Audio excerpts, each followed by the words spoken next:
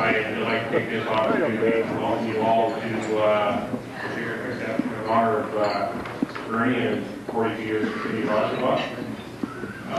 We're going to try to keep the overall formal program, the formal portion of the program, relatively straightforward. I'd like to start by introducing the people we have at the head table and who we have with us.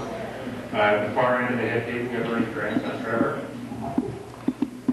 His daughter-in-law, April Patterson, son James Patterson, and his wife Vera, his guest of honor, Ernie.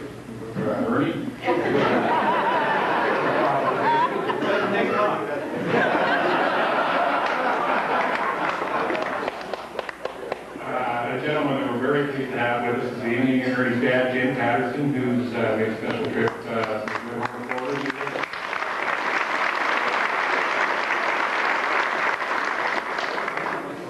Ernie's daughter, Brenda, and her husband, Mark West, and Ernie's second son, Sean.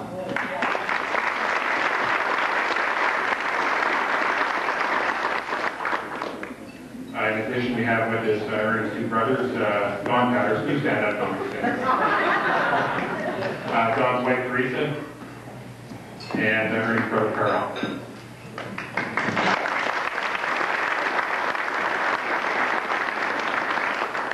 At this time, I'd like to call on the former Commissioner of Works of the City of Oshawa, Fred Crone, to have a blessing.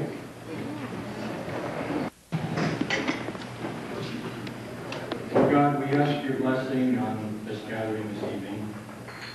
We are here because Ernie Patterson has been part of our lives. We're here to celebrate his career in the Public Works Department of the City of Oshawa. We also ask your blessing on Ernie and his family as he starts this new phase in his life, and we ask that it be pleasant and exciting and be with them as they make their adjustment to retirement. We also ask you to bless the food of which we will partake. For all of these blessings, we ask them in Jesus' name.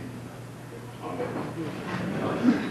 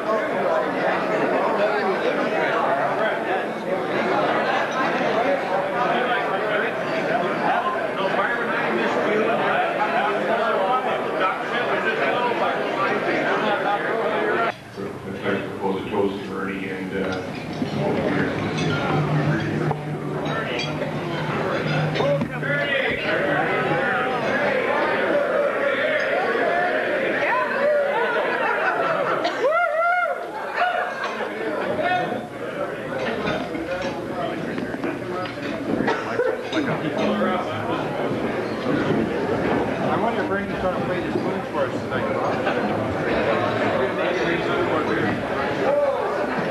He ain't got no clue. He was too poor.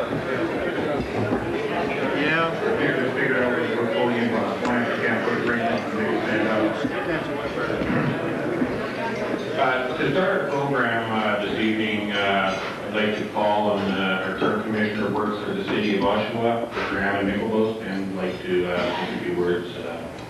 And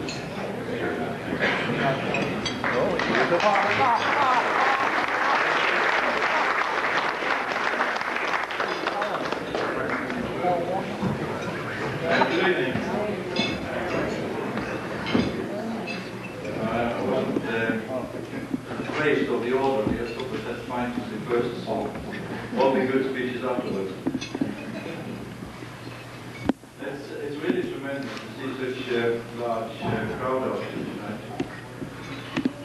Obviously, during a 42 years working career, one gets to know a lot of people, and in a lot of these, of course, become friends. And obviously, that's happened to Ernie, and I don't know if they're all there, but certainly a heck of a lot of them are here tonight. And that in itself, of course, is very much a clear indication of the high esteem in which Ernie is held. Now, looking back at the good old days, I found out that Ernie had started here back on February 8th, 1954, as a senior rodman. That has some significance. Ernie has graduated over the years through, I think, 12 different positions that he's been holding during his working life. Now, at each step along the way, he took challenges and tackled them well. That has been a trademark all the way. And now, Ernie has been employed in the Public Works Department for all of his 42 years. I think that's tremendous. That's worth mentioning. And I believe his ability to move on to new challenges has helped him to keep the enthusiasm alive that he has always been able to maintain over the years. Ernie's willingness to get on with his work and to do it well has always been his trademark. I think really his biggest challenge came in the last job that he had. And now prior to this, Ernie had been the chief construction inspector for several years. And as you know, or most of you know, in 1993 we had a relatively high number of retirements. It was, of course, the normal shrinkage due to lesser funds available, and we had to this of doing more with less. So Ernie was asked to take on a dual role. And this is, by that I mean to supervise both the survey and inspection staff, because he had looked after the inspection staff for several years after that. Now you have to remember that when Ernie was in survey back in 1954, as a senior rodman, the rod was long gone by the time it got to 93. By this time it was total station survey, all kinds of fancy new equipment. But Ernie took on the challenge, and as usual he handled extremely well. He went about his work like he always has done, in the normal, quiet and competent manner. Also, when it comes to Ernie's decision to leave the city, he showed character and compassion in that decision. He decided that leaving would provide an opening for somebody at the beginning of his or her career. And this seemed to make a lot of sense to him, and I think it reflects on that person, that he had a good and long relationship And I also want to thank you very much for all the services you provided to the city. Thank you very much.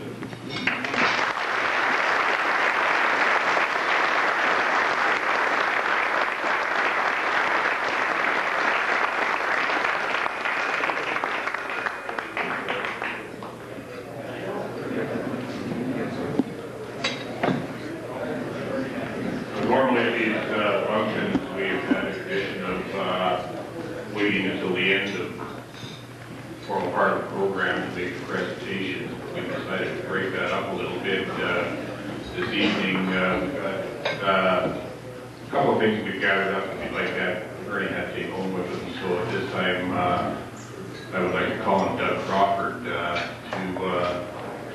come up and undertake the first responsibility in that regard.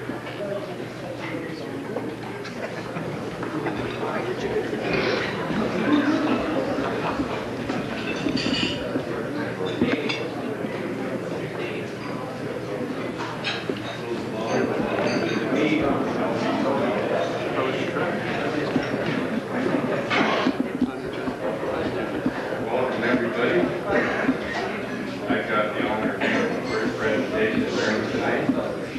And we sat down and started thinking about what we'd like to do. We came up with the idea that we'd like to present with something that's been around the city longer than he has. If I could get Jess Mary to come up.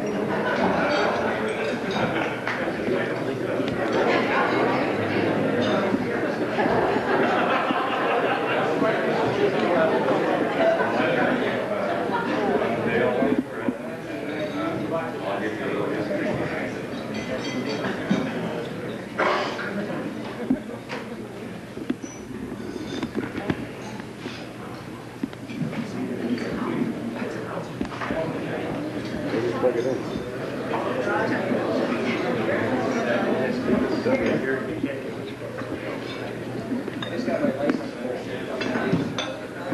We've been training, he's not too good at it. Does he have a city license to drive them?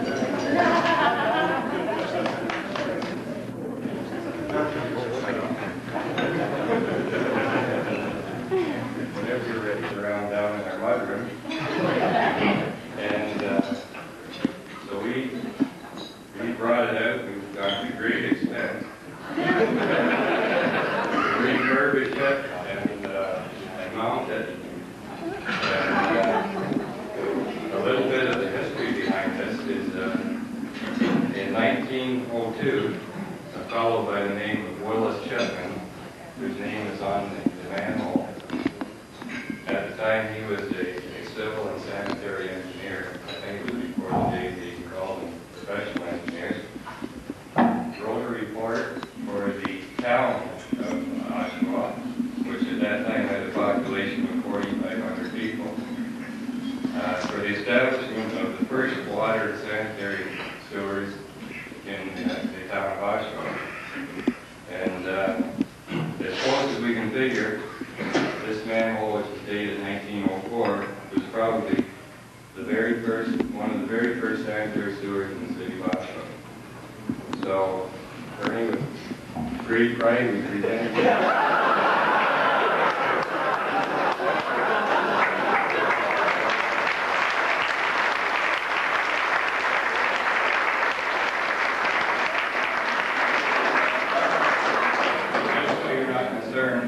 As part of this presentation, we've made arrangements that we will deliver this to your house. We will set it up in your living room, where you can proudly display it for years to come.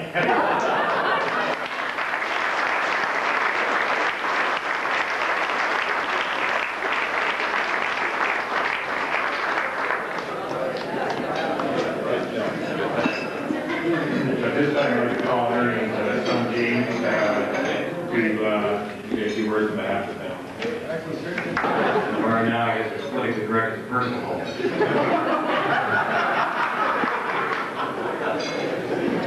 I'm going to speak on behalf of the family. For those of you who don't know me, I am Ernie's son James.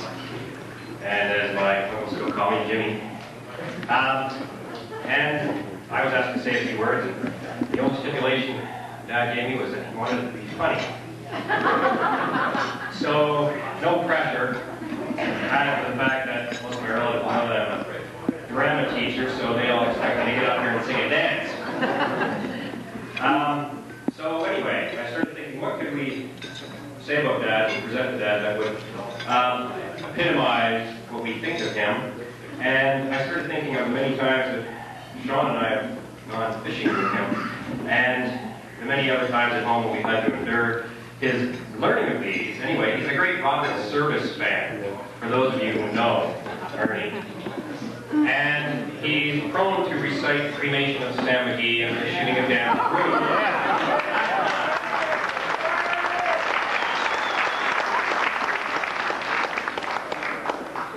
Obviously, everybody knows. Anyone who knows him, whether you want to listen or not, there it is. And actually, it's quite entertaining. And so I got a hold of the service estate, and I thought maybe we could get a piece of previously unpublished service poetry and dedicate it to Dad. So the Robert Service estate rummaged through their collection and came across a piece that, well, for some reason that I thought was rather appropriate. It's entitled "The Celebration of Good Old Ernie." And I could never do justice to the way Dad recites this kind of poetry, so bear with me, but for those of you who know Dad, of course, you'll understand. There are strange things done in the Oshawa sun by the men who moil for gold. The city hall trails have their secret tales that would make your blood run cold.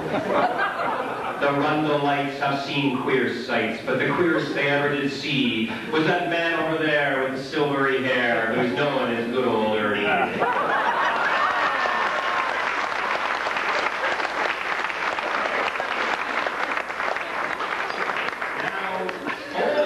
Spoke in Brooklynese, his hometown dear to his heart, but he left that place to pick up his pace. He wanted to make his mark. He was oh so bold, and her land of gold seemed to hold him like a spell, though he'd sometimes say in his homely way that he'd sooner work in hell. Then one fine night during a dance hall flight, a lassie he espied, and he knew right there his life he'd share with the girl with the twinkling eyes. Soon they wed, and a life they led, which was not short of its trials. But the love they knew did prove so true as they walked life's many miles. Children came, grew up, and left in a blinking of an eye. His parenting, far from bereft, his message always tried. Now a grandpa, proud as pride of all those in his line. When times are good, when times are tough, he'll be there every time. Hunting, fishing, sportsmanship earn rates with the best. Elmer Jones and Sam McGee, Dundee and the rest. Masons, wahoos, hunting clubs all know his spirited cry. Come on, boys, let's have some fun. Someday we're gonna die.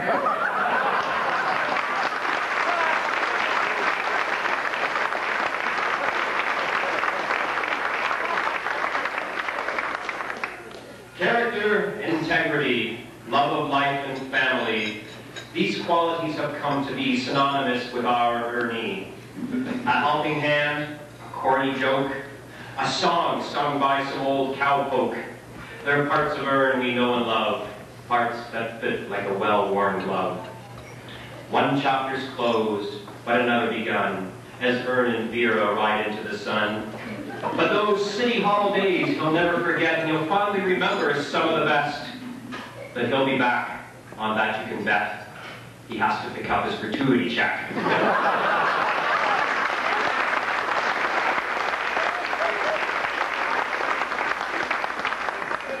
There are strange things done in the Oshawa sun by the men who moil for gold. The city hall trails have their secret tales that would make your blood run cold. The Rundle lights have seen queer sights, but the queerest they ever did see was that man over there with the silvery hair who's known as good old Ernie.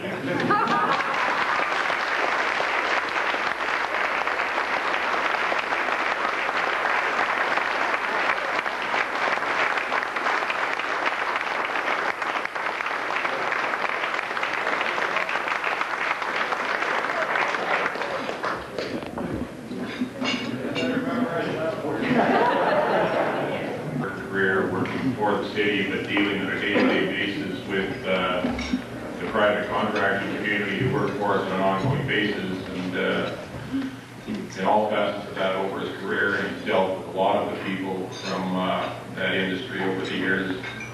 The respect that he's gained from him, I think, is certainly indicated by the attendance tonight, and to say a few words on behalf of that group, I'd like to call Phil Danford from Benefit.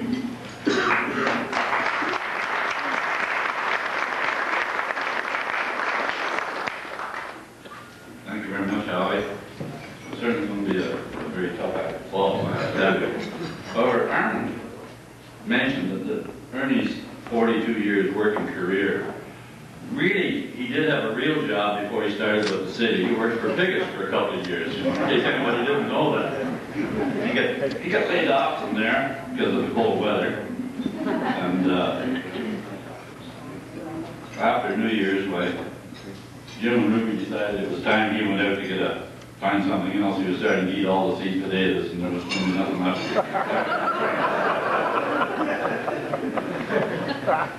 He started with the city, as Alan says, in February of '54. When he started there, I think he really wanted to go to work with Joe Wood back in the works department, because he was set for life if he got down there. But instead, he ended up with the survey department, and hung around there, started out there for a while. We look back to '54, certainly, and King Street still had its railway tracks. Bond Street only ran from Park Road to Ritson. The two-way street system, of course, hadn't come into effect at all. Adelaide Street was called Louisa Street. And of course, one end of it was McMillan Drive. There was no bridge across the creek at that point in time. So, 5 Points really was a 5-point intersection back then, with Hall Lumber on the corner, and Brown's Farm on the other corner, and just concrete road at that point in time as well. Since then, of course, the City of Oshawa has grown from about, 33,000 to now it's in excess of 133. As Ernie drives his grandchildren around town, he can and will recall the memories of building and rebuilding many of the streets, thoroughfares that we have. Materials, of course, and methods of construction have also changed since back then. I think we only had one ready-mix company. Precast hadn't been heard of. Nobody did catch basins and manholes. The catch basins were all dug by hand. Hydraulic backhoes were very new in the industry then, believe it or not. Water mains were either asbestos or cast iron, and they had port joints. We then progressed when we got to mechanical joint pipe, and then we got ductile iron and mechanical joint, of course. Then we switched to plastic. And in the last few years, you talked to Ernie about some of the new materials, and you just say, talk to the regions, not my responsibility.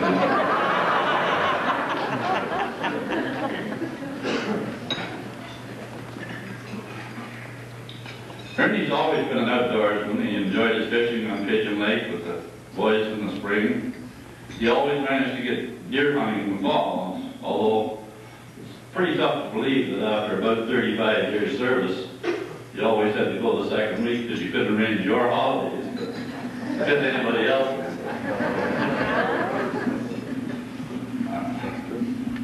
Some people really may not know this, but Ernie was also a conservationist. I remember one year when he was out duck hunting, he donated his shotgun to further the cause.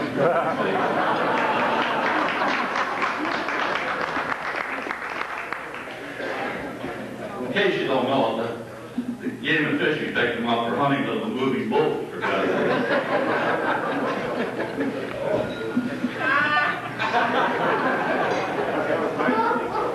Short boat. Well, anyway, now, Jim Roy, who we all know, faxed me something. He's not here this evening. He's faxed me something that I have to read. I told him I would read it to him, although I'm a little bit embarrassed to do it, but however, we just... I get the last shot. Yeah, you certainly do. Not a problem.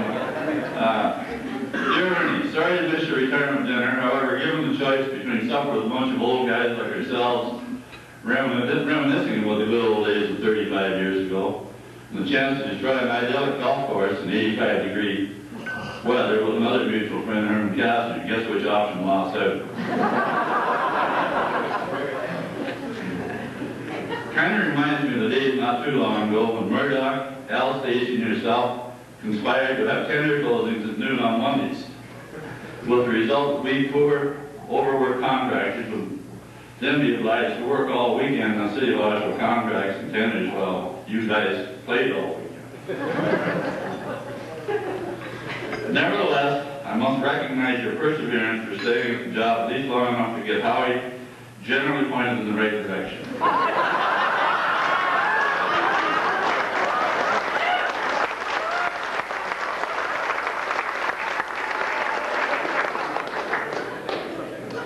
Heaven knows he needed some unbiased assistance with a little or no religious and or political overtones on more than one occasion. It now appears that he has assimilated some semblance of public works do's and don'ts, and with some degree of confidence. Some of us, as contractors, have assumed that at least part of your decision to retire must have been derived from boredom, resulting from the earlier, if not premature, departures of Norm, Barry, and Ziggy.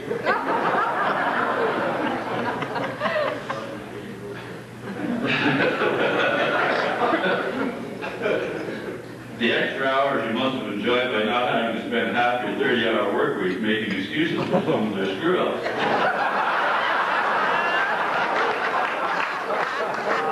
To both contractors and city halls alike.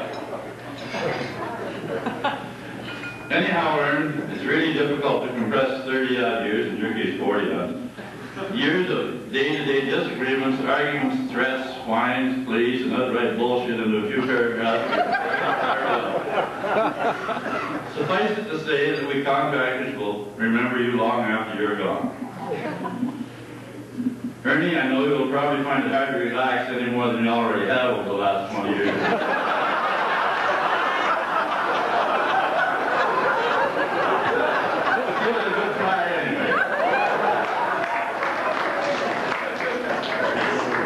Good luck on your retirement, Ernie. We wish you the very best. P.S. I'll give you a call when I return from La La Land, Palm Springs, California, and maybe we could get together for a beer or two, assuming I can still remember your name.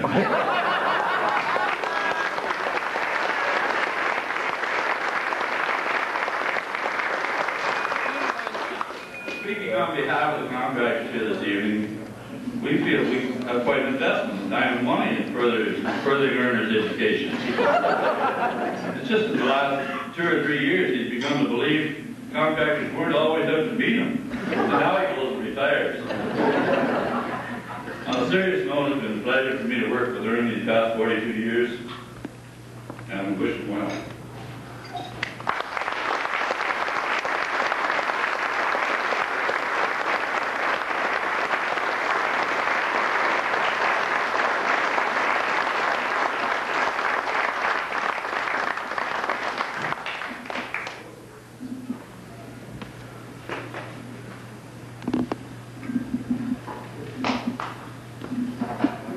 As I indicated, we weren't going to wait till the end of the evening to make all the presentations.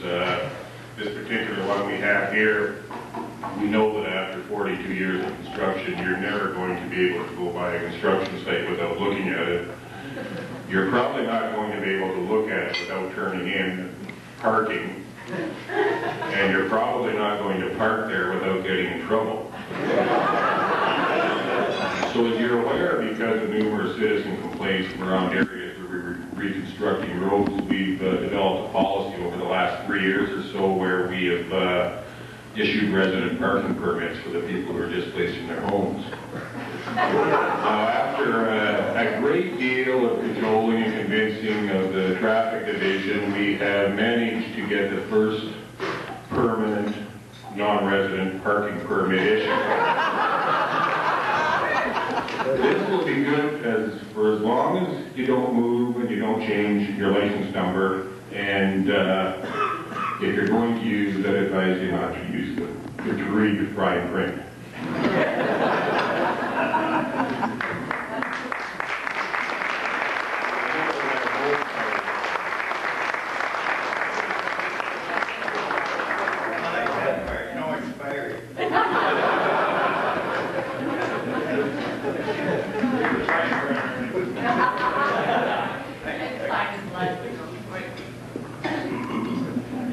has been mentioned a couple of times, Ernie has several passions in his life, his family, hunting, fishing, and work has always taken up a great deal of his time for whatever's left over after the others. But at this time, on behalf of the Wahoo Fishing Club, I'd like to call on Bob Caverly to come up and give us some words of wisdom. That guy can't shoot.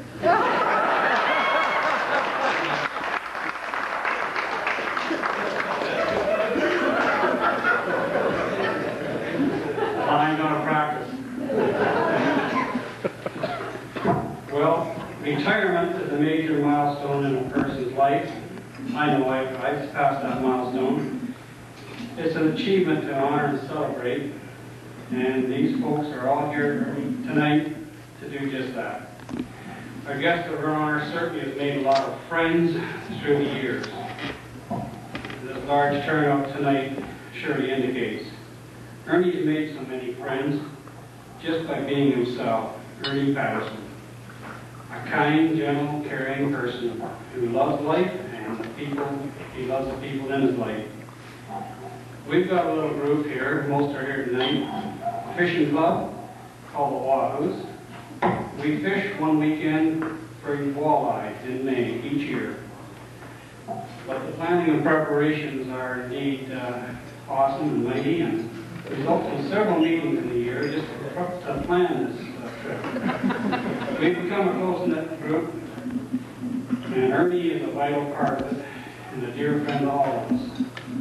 This year's trip will be our 25th annual trip, and Ernie's never missed one. He's kind of indispensable because he's a camp sheriff. Now, if you have too many brown pots, he's the one that decides you can't go on the water, you stay on shore. That's kind of like leaving the fox in charge of the hen house.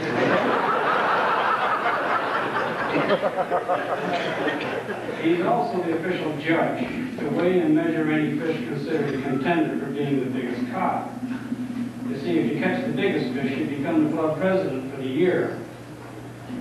I suspect this rule has led to a live release of some nice walleye, just as a method to avoid being president. Ernie, I have a small gift to present to you on behalf of the Wahoo Club. Please accept this with our wishes for good health, a long and happy retirement. Please enjoy your retirement.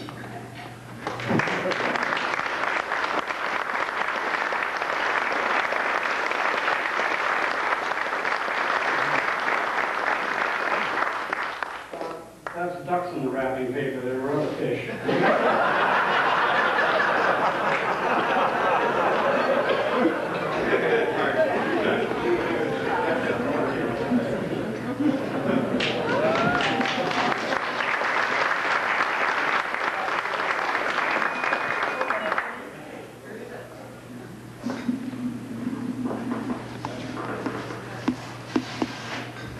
Well, there's a speech here who's trying to confuse me. They've indicated that Ernie's time off, or at least in the fall, has always been spent hunting. And myself not being a hunter, I think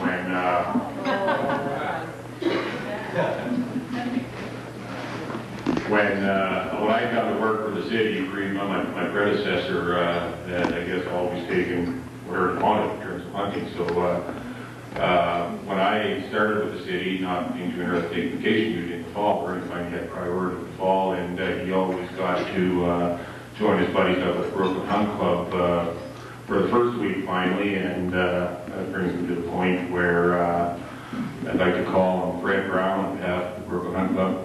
As the information was given, we'd like to say a few words about that.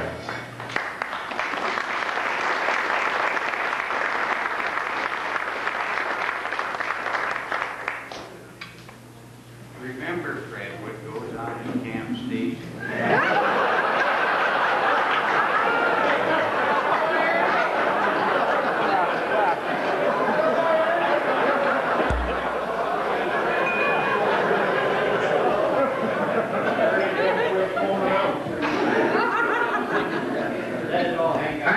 Mr. Master of Ceremonies.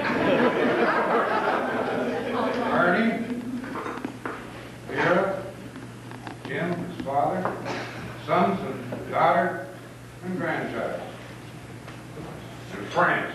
There's no sense of saying ladies and gentlemen, because I know you're all friends of Ernest. You have to be. You wouldn't be here. I think what my wife said, you made up some notes. I said no, because I don't know what to say. I was kind of waiting to see what everybody else had to come up with. Some of us already been said, but quite a bit hasn't. Ernie here is bugging me, you know, about talking, because he has the last word.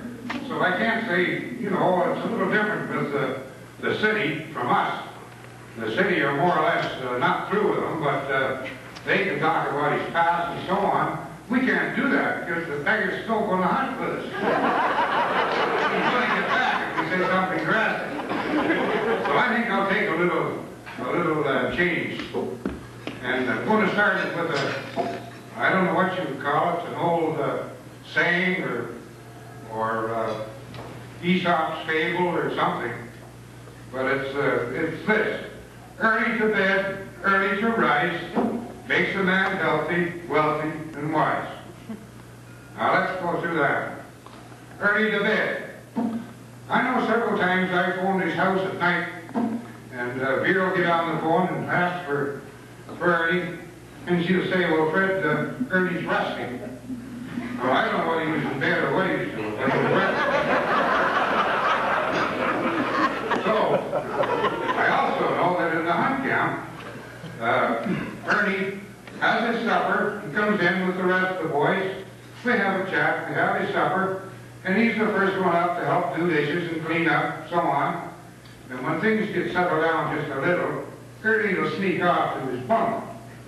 And he might be there for a couple hours or so, you know, he's having a nap. So that's understandable.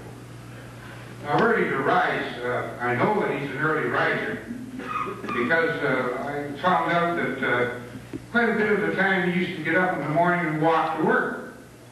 Not that he was trying to skin out in a bit of gasoline or something. He had good reason for it. He enjoyed that walk.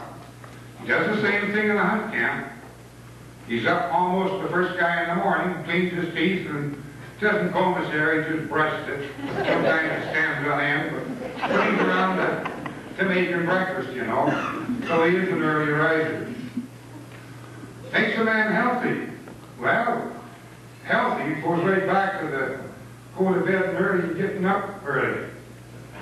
Ernie, that walk, you know, instead of sitting for many years, I think he probably did sit or work outside manually, but then he got at a desk, you know, and he's kept himself in trim shape. And that's the name of the game. If you're healthy and feeling good, you are in shape when you're retired, then you got something to look forward to. If you haven't got that, you haven't got anything. That's about the size of it. And Ernie, I believe, has got his health. And he's fit as a fiddle. If you follow him through the bush, you'd know. Wealthy? Well, what's about that? Ernie, you know, he's a Brooklynite, as you know. He was there in his early years. He went to school there, in the old elementary school and continuation. He went to the Brooklyn University before he started to work. Oh, you laugh. Why would you laugh when I say Brooklyn University? It is, and there's many more of them, too, very close by. Any small town or village, to me, is like a university. College is something you specialize in. Something you go to be a doctor, or a nurse, or something like this, a school teacher. But a university is the upbringing you have at home. It's the good care that your parents have given you. What they've given you to start with. The Sunday school they go to. I think Ernie did go to Sunday school one time. But anyhow, that's what I call university. Now, the other thing is, many merchants around town, people that have different types of businesses, would take young fellas like Ernie in, or somebody like him, and they would teach him what they would know. This way he gets to know his neighbors. He learns how to prepare himself for something in the future. He learns how to get along with people. And in other words, he gets a good start. Now, in the dough, he's always been in the dough. That's the money I'm thinking about. Can you hear me? Yep. This goes back to the... What year was the journey started? 1954, February 8th. 54 in February. Picture this. A die maker and 3 other young guys. We were looking to try to find another line of endeavor. And there was a plant we were going to go and look at down in, I think it was in Coburg or no, but Coburg, I think. And so I'm leaving home about 7 o'clock, going down towards Whitby on number 12. And I left my wallet home. So I turn into Batty's driveway. And I'm going to turn around and go back. And then just as soon as I turn in the driveway, I hear boom. And I look behind me, and here's a little Morris Minor car going past me, and a guy sitting in the back seat smiling. I'll never forget it if I live to be 1,000 years old, and believe me, that guy was sitting in the back seat. The back of his seat, the driver's seat, got broken. And he was sitting in the back seat, and he was going by me grinning. And I waited, and we had to wait till the cops came and all that. The milk truck, the bang that I heard, he slowed down behind me. A kid, and he's only a kid. I was, that was what was 54, so I'd be 28. And Ernie would be in your sergeant's age. How old were you then? I was 18. 18. See, he was going to work for the first day. And he got struck by a milk truck. And he thought, holy Jesus, I'm going to lose my job. And he needed the job. And he and I weren't good friends. You know, when you're 28, you're not close to an 18-year-old. You know what I mean? But I didn't even know him. But I saw him when he went by.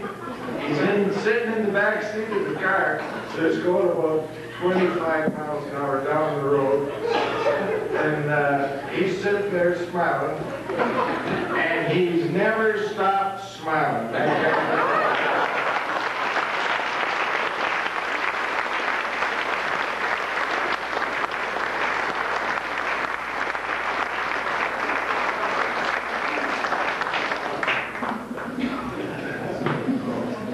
Is there anybody else out there who has something prepared or unprepared that they'd like to share with us?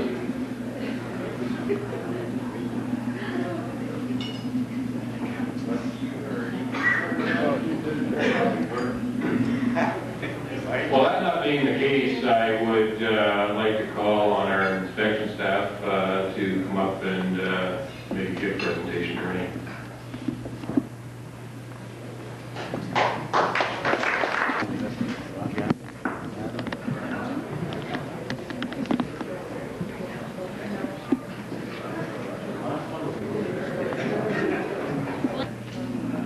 On behalf of everybody here, everybody's giving you their well wishes, and I think in some of the comments that have been made, the one word that keeps coming up is friend. And I think from now on, we look up again, we'll see the name of Patterson. And so on behalf of everybody here, we'd like to remember you as that, and thank you for the many years of supervision and friendship, and give you this little memento, and perhaps you can find a use for it on one of your many walks.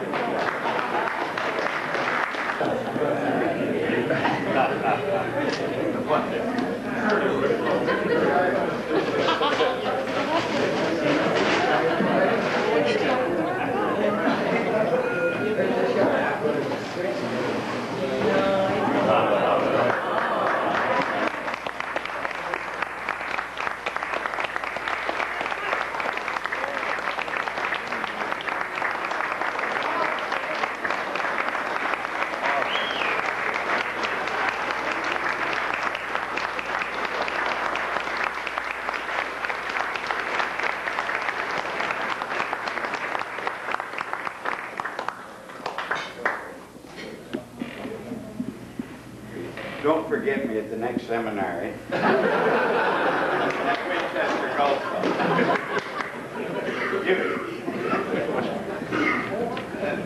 These golf clubs, just a little quick tale. Only played golf with Ernie about 3 times. We played at Cherry Downs one day. And if you fellows ever want to play golf and you need a great help to play with Ernie, because we ended up into a roofing job the day before. Ernie knows how to climb a real steep roof with golf spikes, and neither of us got hurt, and I want to thank him for keeping me alive today.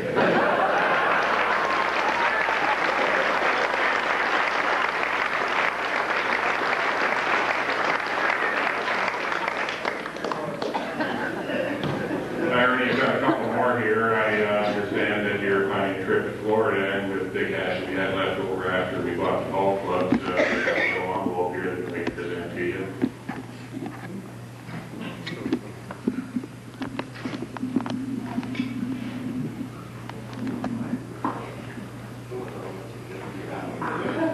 In addition to that, we've added an envelope left here from the folks Consumers Gas that Ernie's worked with over the years, and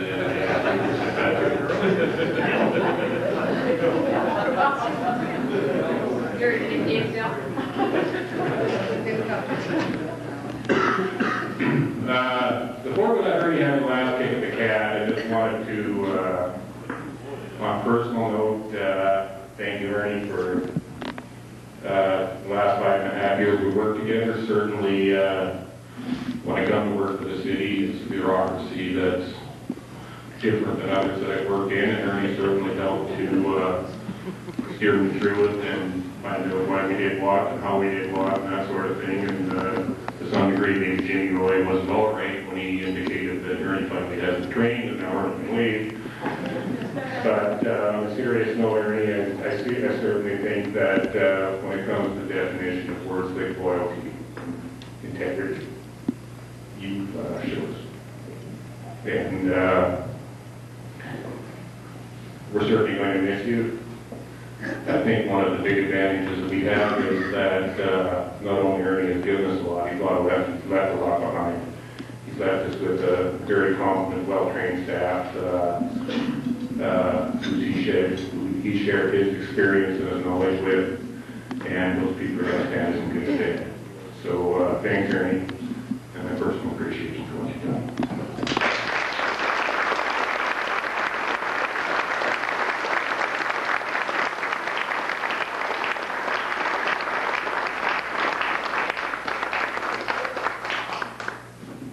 Oh my God. This isn't going to be too long, is it, Ernie?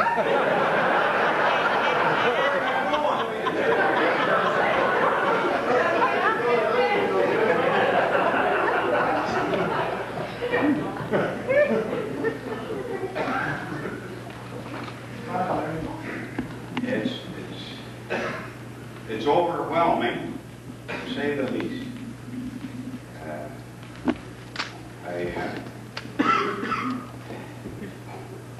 I've got so many people to thank, and I'm floored. family members, ladies and gentlemen.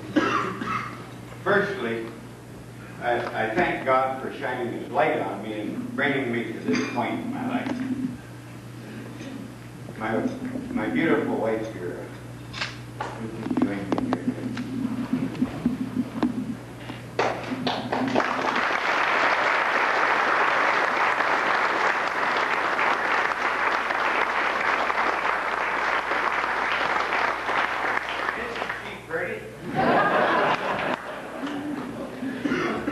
We're past 38 years.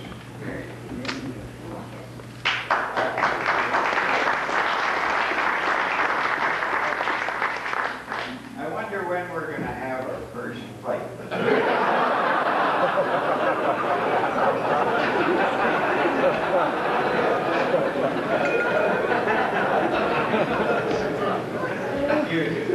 You have to work harder now, dear.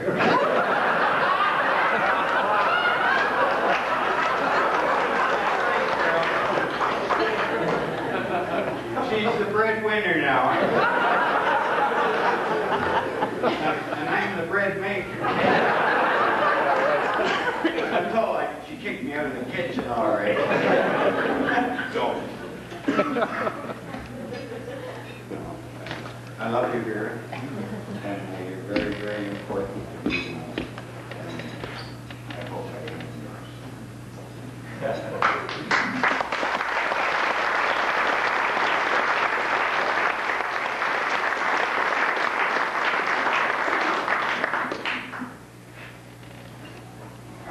Our oldest son, James, and his beautiful wife, Lori, my daughter-in-law, and my grandson, Trevor. Trevor's going fishing with us this year. Jim, as he said, is a drama teacher. He heads up the drama department in Oak Ridge's secondary school in London. And Lori is a secondary school teacher as well in St. Thomas.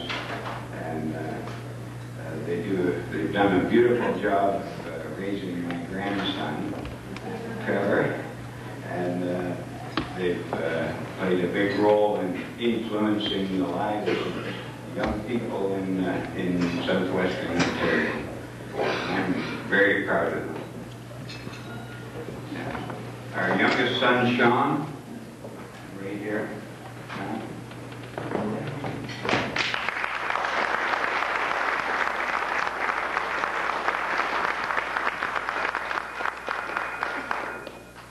think he's going to be a fisherman too. He's a University of Western Ontario graduate, and he's presently working for the Greenpeace organization in Toronto.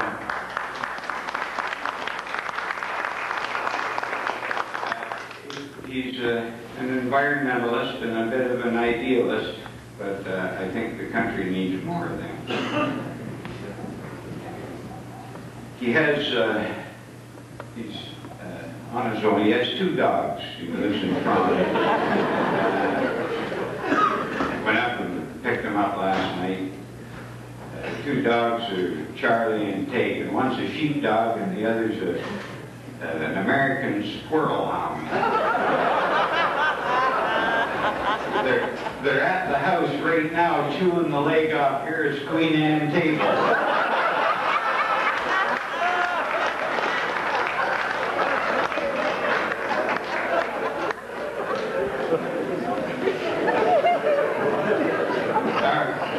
Our daughter Brenda.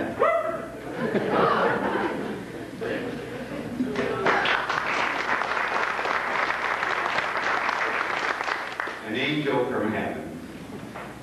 And her husband, my son-in-law, Dr. James West.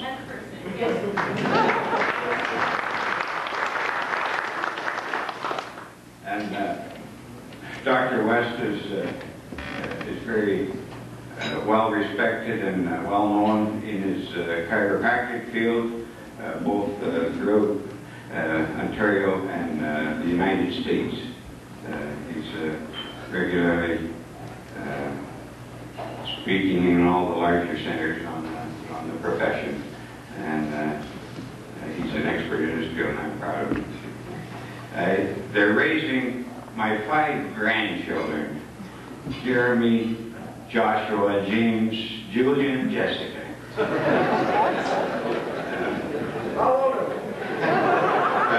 14 to 5.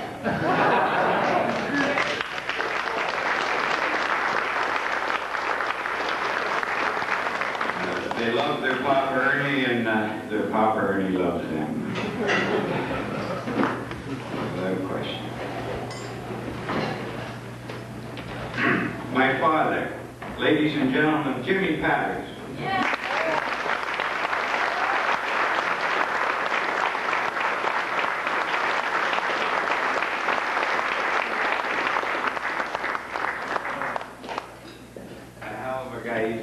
He's younger than I am.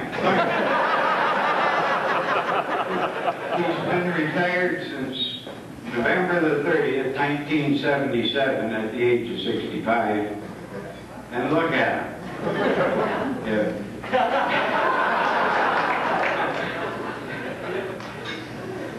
And he was in Florida, and he's flown up here just for this occasion to be here with me tonight. And, I couldn't be more proud of that.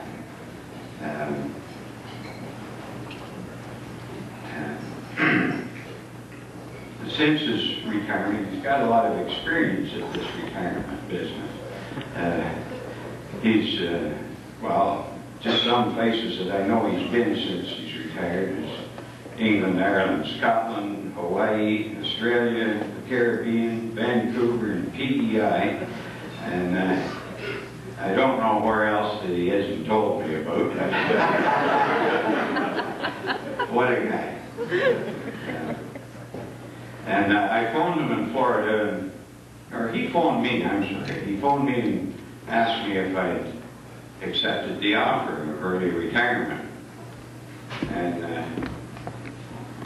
I asked him what he thought of one of his sons retiring. So he says, well, his goal was to see his 3 sons on the pension so he could cut off for 25 cents a week allowance.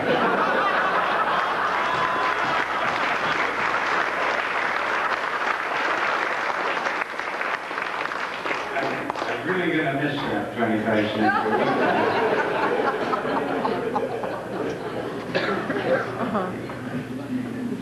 My brothers, Don and Teresa, are here, and my brother Carl. It made me very proud to have you here, and Don's son Kelly. Proud to have you here, Kelly. Number 1 nephew. I also have a couple more nephews that I'd like to mention. Scott and Robert, Carl's sons, and they unfortunately couldn't be here, but they're great guys. And that's all I'm going to say about my family at the moment. I want to address the contractors.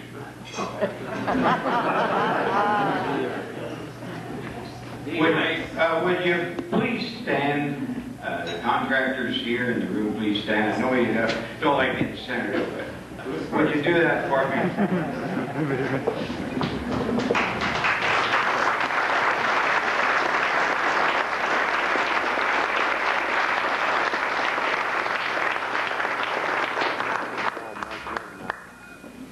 Are you guys really that happy to see me go? Any reason for a party? Yeah, right now.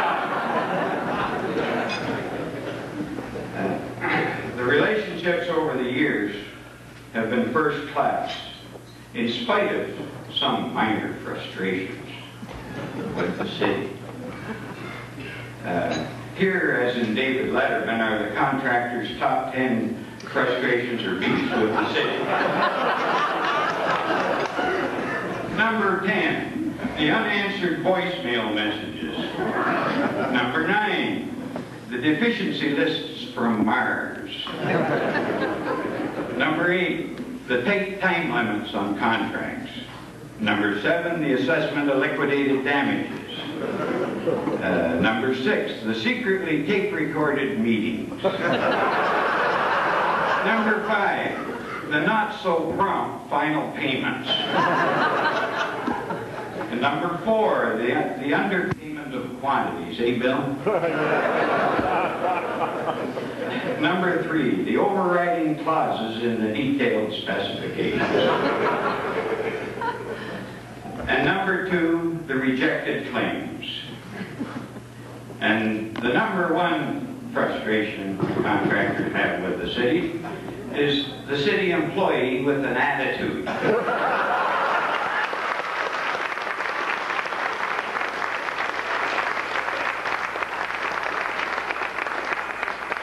I hear somebody offer to make me a pair of shoes? Cement shoes. Are those slip-ons you're wearing, Howie? What size is that? What size is that? Oh, by the way, Dagmar, have you read the detailed specifications of the new sodding item, the sodding item in your new contract? All sod must be laid at least twice, strictly on principle, regardless of the quality of workmanship.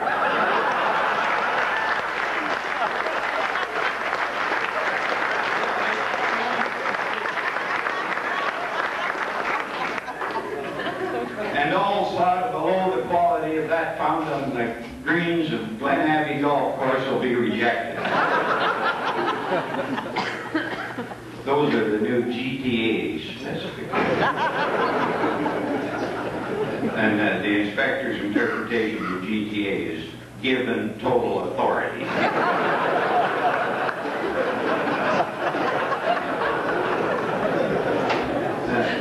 In Oshawa, we don't need a golden report. We have the ode to the golden manhole. Not this manhole. But too bad Jimmy Roy couldn't have been here instead of sending the letter. Because you won't hear the shot I'm giving him.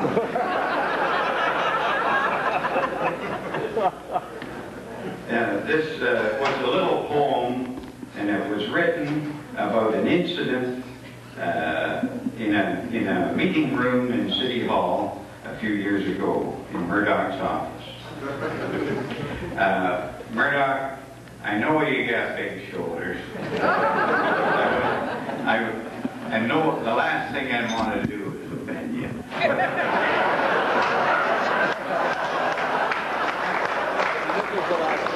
But I'm going to read it anyway.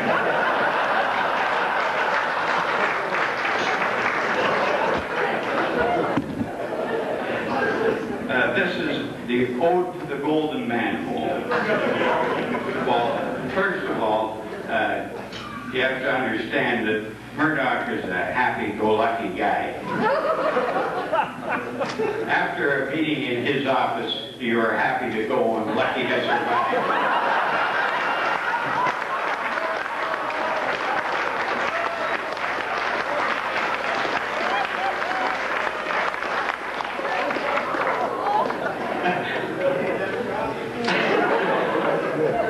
This is the ode to the golden manhole. I need to drink of water.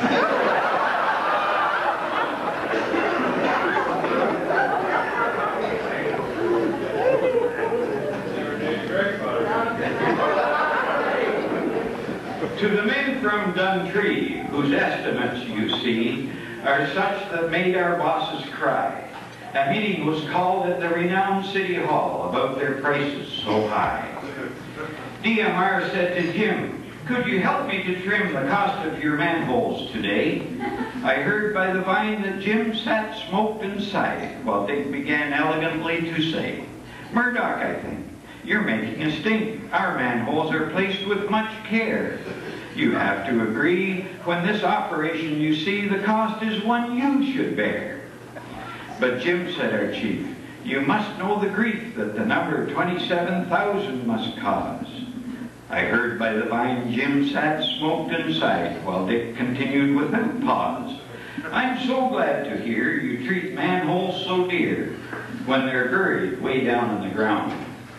Murdoch with a red face said, Dick, you're a disgrace. I was speaking to Jim, don't you see? I think I like his style. He's short, fat, with guile, and I'm used to the ways he's used me. I heard by the vine Jim just sat, smoked, and sighed, while adding an occasional cough. When he finally awoke, this round-bellied bloke spoke words that did surely astound. Dick's my man, he proclaimed. It's him that I've trained to develop these figures so nice. 27,000 is okay, and it's him that I pay. By the way, do you have any ice? As they walked out the door, it is said Murdoch swore. I'll get you, you fat little tart. Jim said, that may be so, but I really must go. I'll call you collect from my boat. The wine is so fine and the sailing's divine. So whiz on you, you old goat. A tall tale this could be, but we'll leave it to thee to determine its truth, right or wrong. But I've heard this a lot from Jim aboard the Royal Scot. He dreams of more manholes of gold.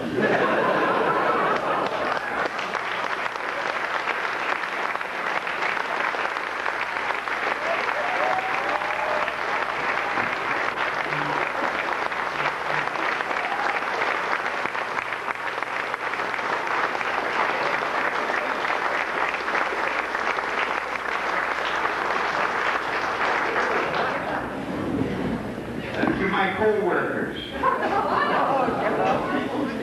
the construction inspectors. What can you say after that? Al Mackey, Ron Odeker, Gary Edgar, Bill Smart, John Chico Barron. We've been through a lot together over the years, fun times, and a lot of those day-to-day decisions. But mostly fun times. The project supervisor, Doug Crawford. Technologist, Jeff Berry. Field clerk, John Mullen. The boys in the lab, Peter Cox, Hugh Mears, Scott Robbins. We were all a heck of a team, I'll tell you. And I still can't believe that it's all over for me. But I've died and gone to heaven.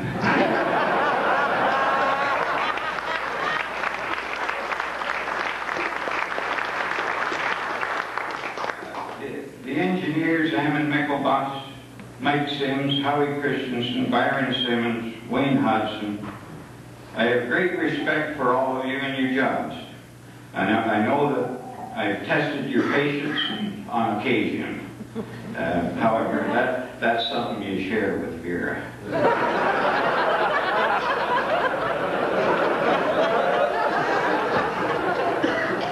To the surveyors, Neil Foster, Eric Miller, Carl Godfrey, Larry Bodaszewski, and Angela Lemke. I thank you, I can't thank you enough for the excellent way that you accepted me back in survey in December 1993 until a month ago. And it was first class all the way, and I can't thank you enough for that.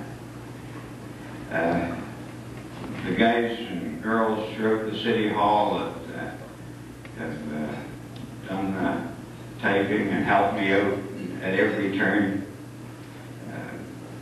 In engineering, the sewer and road design, in maintenance, administration, in purchasing, and in personnel. I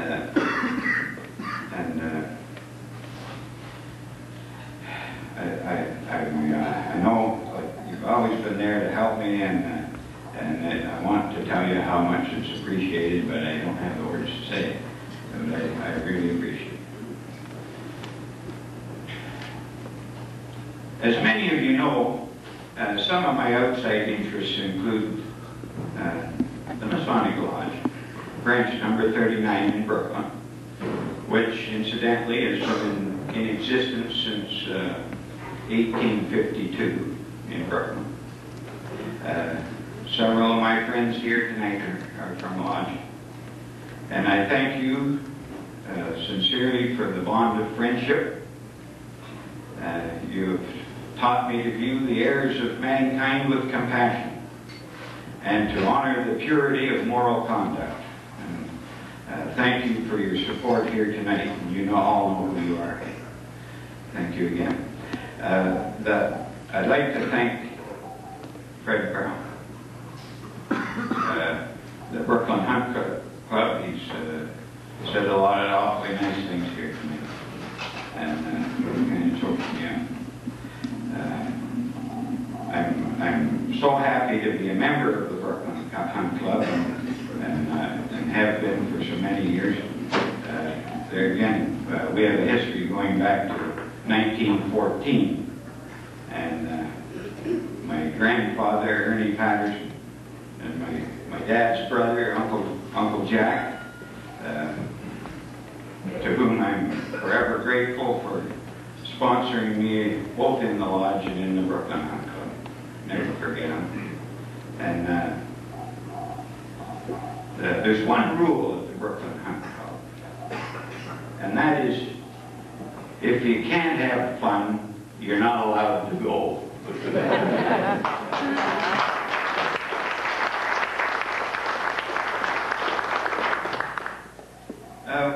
Would the members of the Brooklyn Hunt Club please stand?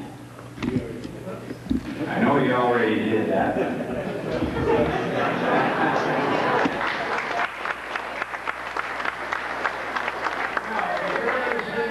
Before you sit down, want to hear a chorus of Lloyd George Knows My Father. Lloyd George knows my father. Father knows Lloyd George. Come on. Lloyd George knows my father. Father knows Lloyd George. Come on. Everybody. Father knows Lloyd George.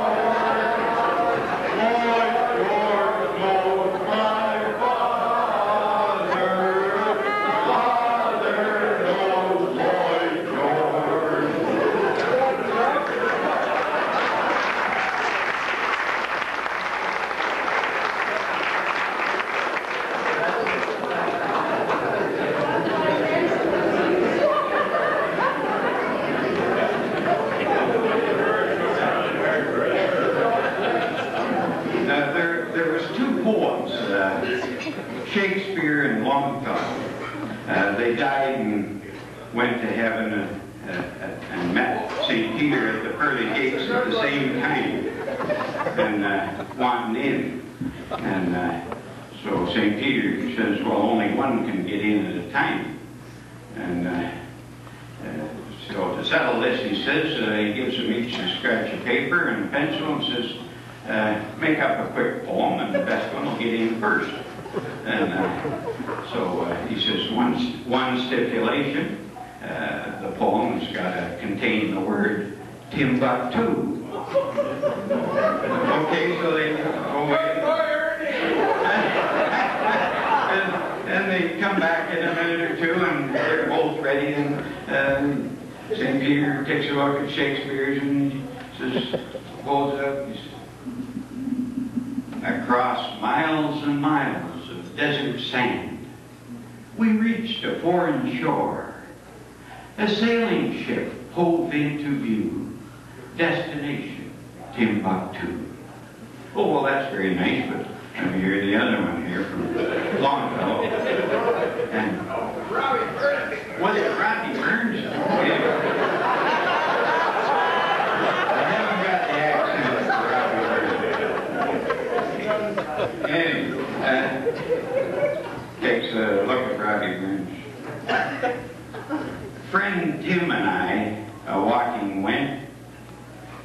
spied 3 maidens in a tent.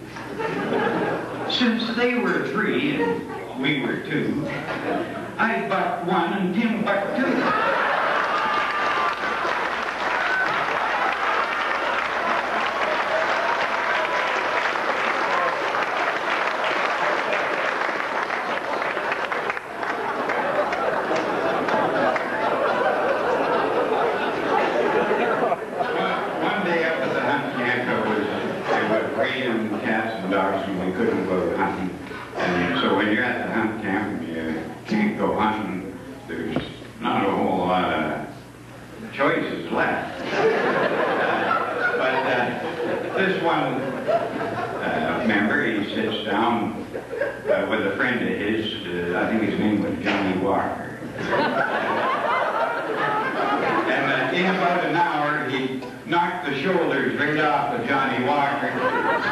But he come up with this poem, and I'd like to read it to you because I think you'll get a kick out of it. And it's concerning the Brooklyn Hunt Club Moose Hunt, October '84. And it's an unedited version. You got to picture this up in the wilderness there, eh? The calf moose nudged his mother as they lay in their bed in the marsh, and said, "Why do we hide in the daytime when the weather's not even harsh?" The cow moose said, "October's here, and the creatures from the south are once again in evidence from the dam to the river's mouth. See along the tree line, and there by the big flat rock, the creatures with the shooting sticks and their bright red jackets stalk." But said the calf moose, "Why is it that the one with the mirrored eyes studies our tracks and the pile of sign that on the new road lies?" And she answered, "Son, they know not, they know we're here, but they know not where we lie. So if we hide by the light of day, we have no chance to die. 1 year ago your father, whom you have never seen, was struck by the fire of the shooting stick and fell in the forest green. His blood was spilled on the forest floor 1 year ago this fall. His mighty rack, the best around, now graces someone's wall. Now if you'd be like your father, you'll hide here with me in the grass, and someday you'll have a 6-foot rack. On that you can bet your..." So bull moose, cow and calf, fawn and buck and doe, and black bear too, will hide all day until those creatures go. They're out soon after dawn's first light, but they won't find us here. And if we move and feed at night, we nothing have to fear. And so the black bear in his den, and so the trembling fawn will likewise have to hide like us, except from dusk till dawn. But of one thing we can be sure, it happens every year. In about a week, they go away. They must run out of beer. But as sure as the water will wet us, as sure as the fire will burn, when another summer's come and gone, those creatures will return. With their smoking, snorting monsters that they drive on the logging trail, with their beer and their gin and whiskey, and their endless talks of tale, with their loud and tuneless singing that we hear from their buildings small, with their yelling and cursing and drinking, they disturb us every fall. Along the shores of the Noganash, along the banks of the Still, they'll remember the hunt of '84 because their hunt was nil. When we've heard the last of their breaking glass, when we've heard the final cuss, it's very plain that once again the woods belongs to us. Signed, Bob Heron.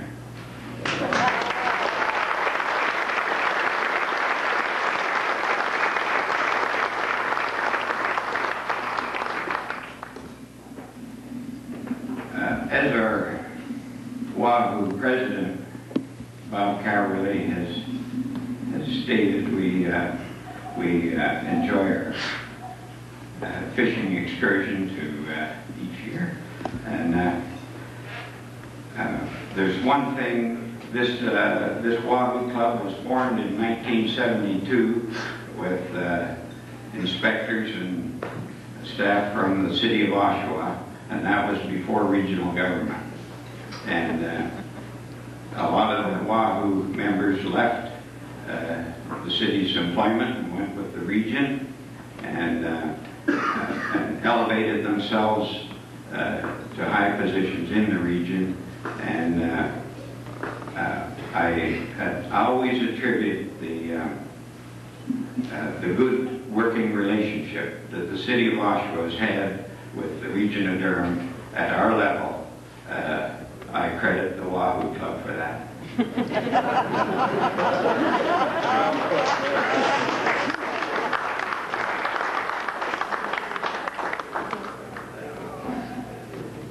Mr. President, would you check and see if the Wahoos are properly attired tonight? They are, no. No. Well, there will be fines.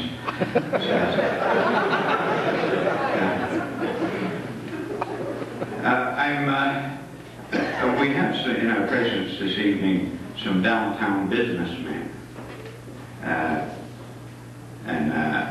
Darrell Sherman and Louise, I don't want to offend you with this, but I have a little story. It relates to downtown Oshawa. And I think it happened along Bond Street.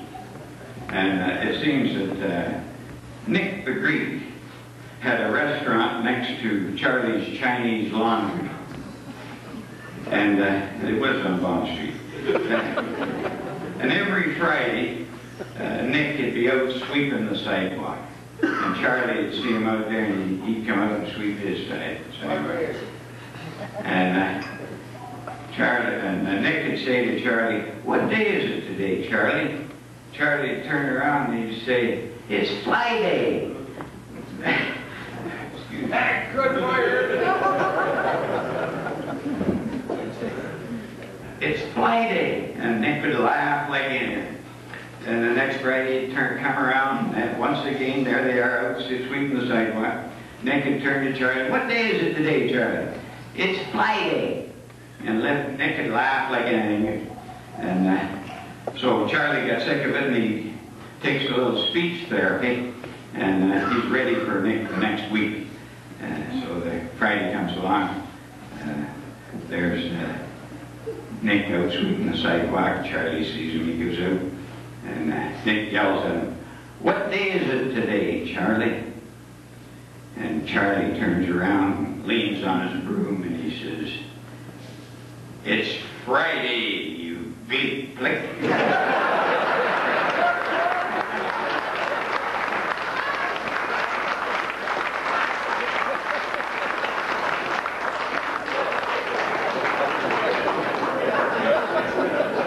Sorry about that. This is the 90s, isn't it? I've received several cards and letters and phone calls in the last weeks that I've been retired. And I want to relay my thanks for the letter from the mayor and the councillors and their best wishes to my wife Vera and myself. And I'd like to thank Anna Mickelboss for a beautiful letter. It's really something to be respected by your superiors. And I really appreciate that. And thank you to Mary Moses, Al Irwin, Garth Douglas, Pat Ryder for Roadmasters. Their cards and regrets. And Jack Goodman phoned me the other day. And he just underwent a triple bypass 2 weeks ago. And he phones me and he says, "I'll see you in a couple of weeks and we'll go for coffee." So he's feeling he's ready to go again almost. But he's quite a determined soul, I thought. Thank you, Howie Christensen. Thank you.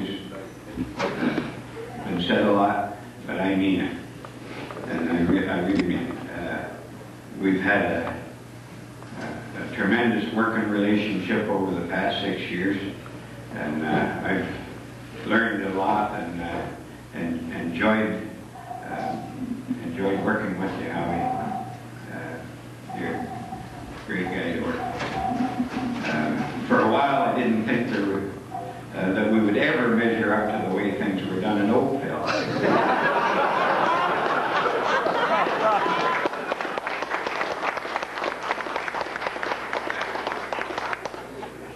But I think we've made it now, Jeff, haven't we?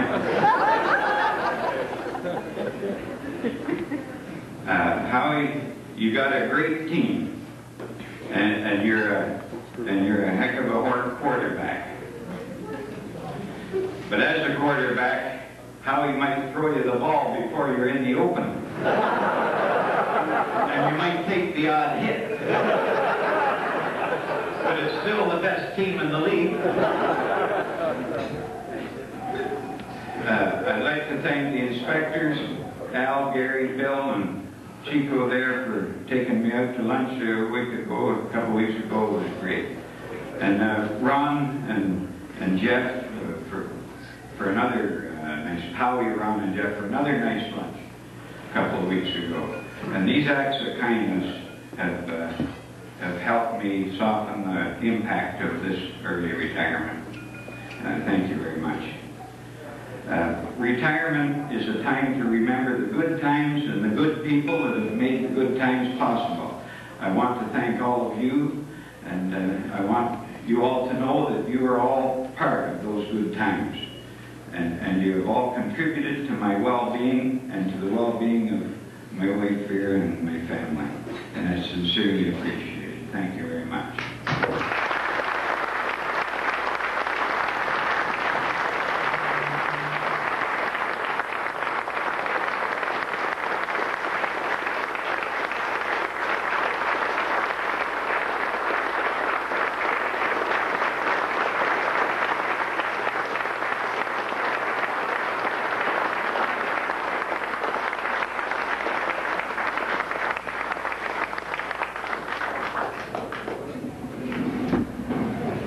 Jeff Berry and Lisa Brown and Doug Crawford and Howie have put this evening together for us.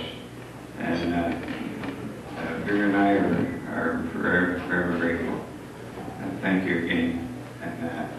And Vera, would you have something there to present?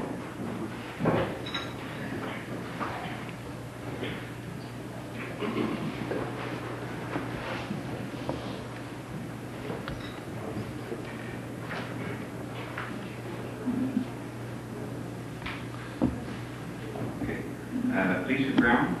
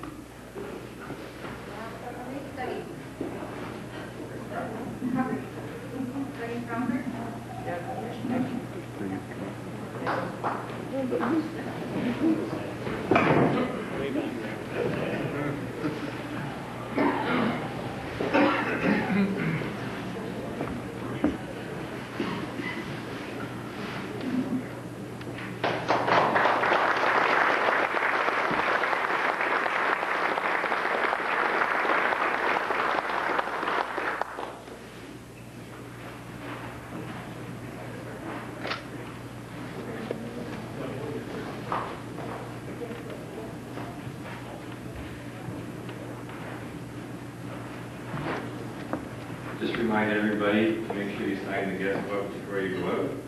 And if I can have an opportunity to just thank Ron Richards and the staff for putting on such a delicious meal and helping us out so much at the party tonight. Thanks.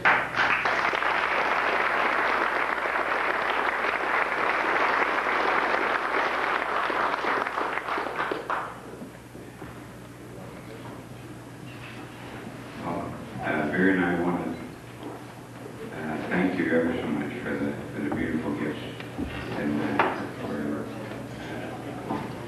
being who you are and being here tonight. It's beautiful. Maybe I will leave you with a little poem.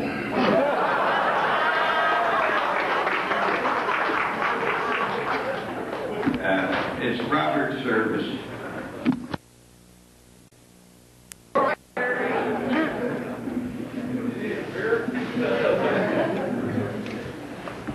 A bunch of the boys were whooping it up in the Malamute Saloon.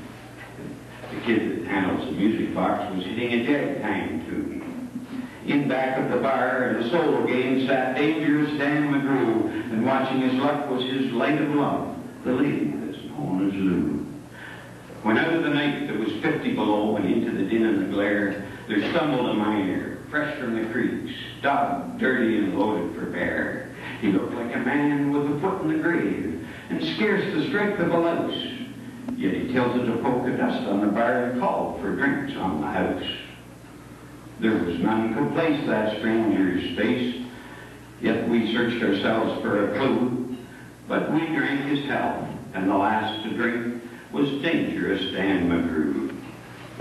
There are men that somehow just grip your eyes and pull them hard like a spell. And such was he, and he looked to me like a man who had lived in hell, with a face most hair and a dreary stare like a dog whose day is done, as he watered the green stuff in his glass. The drops fell one by one. Then I got to figuring just who he was and wondering what he'd do, and I turned my head, and there watching him was the lady that's known as Lou.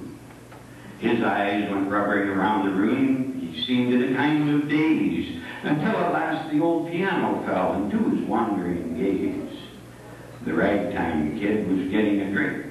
There was no one else on the stool. The stranger stumbles across the floor and flops down there like a fool in a buckskin shirt that was glazed with dirt. He sat, and I saw him sway. Then he clutched the keys with his talon hands. My God, that man could play. Were you ever out in the great alone when the moon was awful clear and the icy mountains hemmed you in with the silence you most could hear, with only the howl of the timber wolf and you camped there in the cold, a half-dead thing in a stark dead world, clean mad for that muck called gold? And high overhead, green, yellow, and red, the north lights swept in bars. Then you lunch with the music men, hunger, night, and the stars. A hunger not of the belly kind that's finished with bacon and beans, but the gnawing hunger of lonely men for a home and all that it means. For a fireside, far from the cares that are four walls and a roof above, but oh so crammed full of cozy joy and crowned with a woman's love.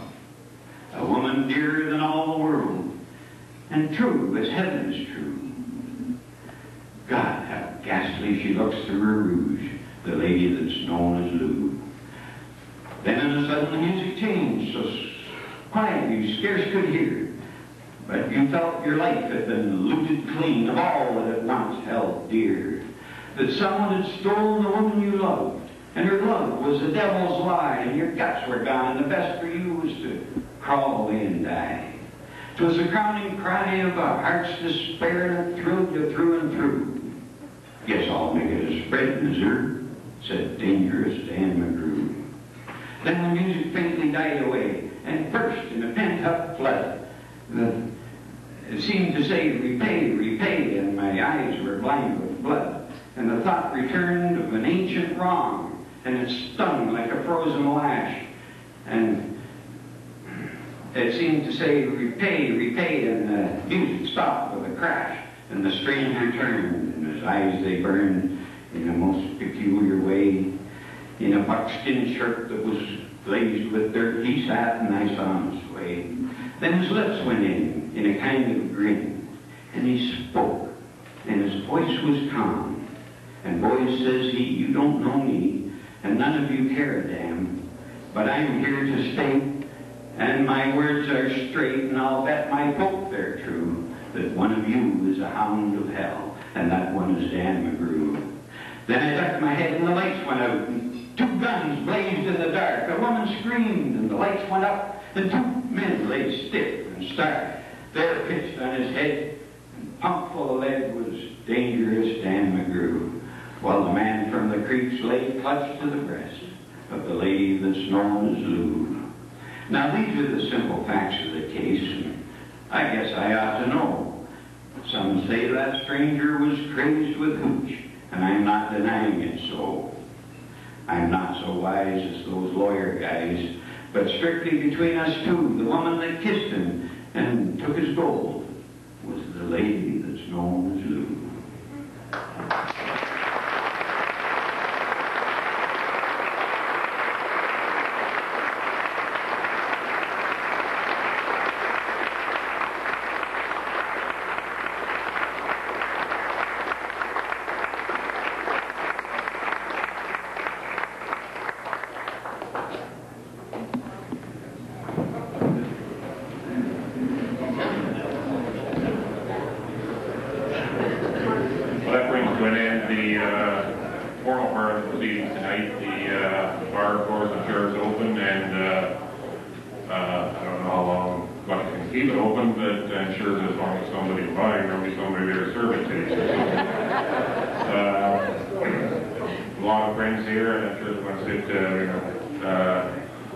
Have a chat with Ernie and each other, and you're more than welcome to stay around as long as you desire to socialize. So, good evening and have a good night.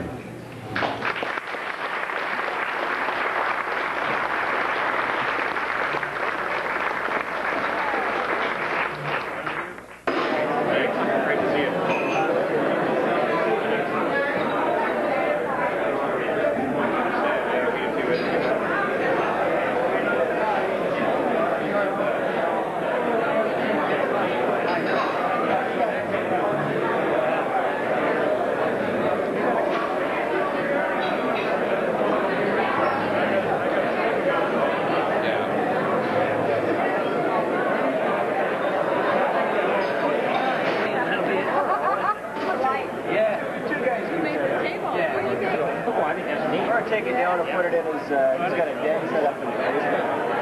By the way, I don't think Vera's going to move it around tonight.